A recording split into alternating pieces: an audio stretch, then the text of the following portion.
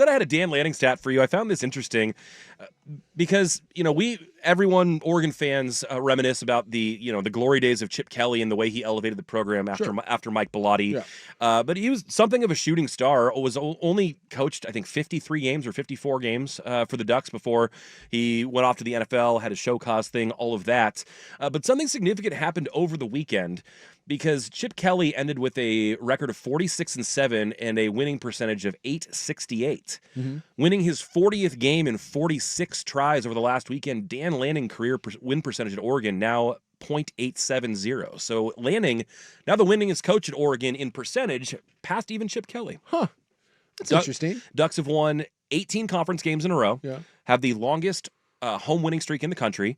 And, I mean, outside of getting blasted in the playoffs last year, he's got it rolling as good as Chip ever did. Well, in terms of win percentage, Yeah. games won, Yeah. I mean, he's not changing the landscape of the game with this, slash and burn, hurry up offense or whatever. But I'd be interested in, it's comparing apples and oranges. It's two totally different eras. But when you look at the fact both guys have spent roughly the same time with the program, Lanning's like 8 games shy of where Chip was his total Oregon career. Chip obviously brought him to a national championship. Dan hasn't done that. But I'd just be interested in your perspective on one, not one versus the other, but just that significant plateau being met. I would say this. To me, I will always regard what Chip did as unique because Chip did it through scheme and system. Mm-hmm. Chip did not have the players that Lanning had. Correct. Because this was pre-NIL. Mm-hmm. I think Lanning is living in a world where without NIL, Lanning isn't doing this. Probably right. He just isn't. Yeah. And look, D'Anthony Thomas didn't come here for free. Right, and Kayvon Thibodeau didn't come here for free, and Michael James didn't come here. So but also none of the Alabama players were going there for free either. No. But now that it's above board and this is out there, Oregon can flex in ways that they couldn't before. Right. And now Oregon has gone from another school to really one of the 3 or 4 top schools. I mean, when you look at Ohio State, Texas, maybe the only other 2 schools with an as robust war chest and ability to not get outspent. Mm-hmm. That doesn't mean Oregon can spend whatever they want, but they are not going to be overspent. They're not going to be outspent. Right. And there's only other couple schools. I mean, even Georgia and Bama don't have the resources and the backing that Oregon does.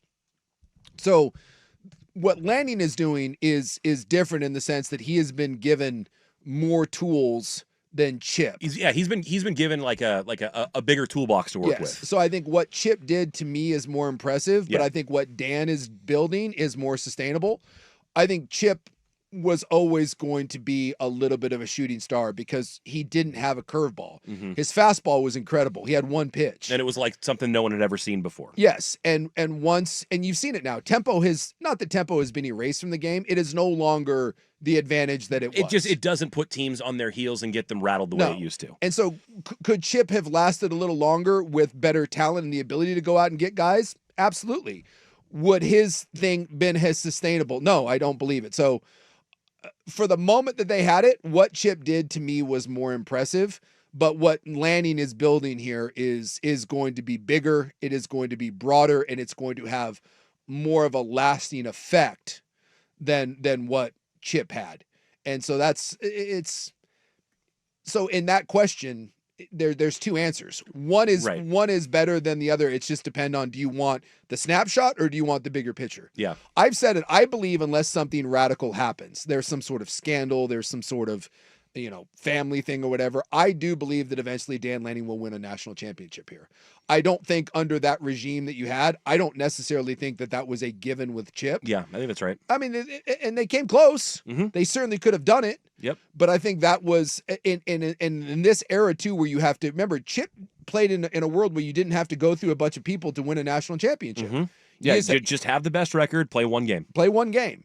And so I think that roster that Oregon had would not have been able to go through. They couldn't make through that gauntlet. No. Yeah. That's right. Chip, when he played teams that were on par with him, he was about a 500 coach. Struggled. Yeah, I mean, maybe not struggled, but it didn't have the same dominance that you had in conference. It was 500. Yeah. If you go back and look, I remember we did this after he left. He was about a 500 coach against teams that were physically, talent-wise on par with him or above. Mm-hmm. And So when you're having to win 2, 3, 4 games to win a national championship, that's why I said this version of it is more likely to produce one. And I think if they stay, I don't see why most teams that have put this together and that have this sort of momentum and the resources, I think it will eventually, there will be a tipping point where I think they're going to get one. Are they going to be Bama or a Clemson or Ohio State? I mean, God, who knows? That's like every time someone wins a Super Bowl. Oh, is this the next dynasty? The next dynasty. Dynasties are hard, and they're harder to come by now in sports than ever before. But will you get one?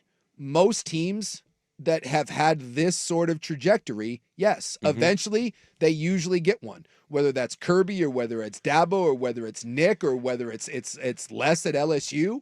Most of the time, Ryan Day at Ohio State was knocking on the door for a while. And so I think eventually, and I tell this to my Husky friends who just get so disheartened. I'm like, dude, they're like, I don't want to live in a world where Oregon has a national championship. I bet you don't. And I'm like, I think you're going to have to learn I think you're going to have to learn to deal with that eventually.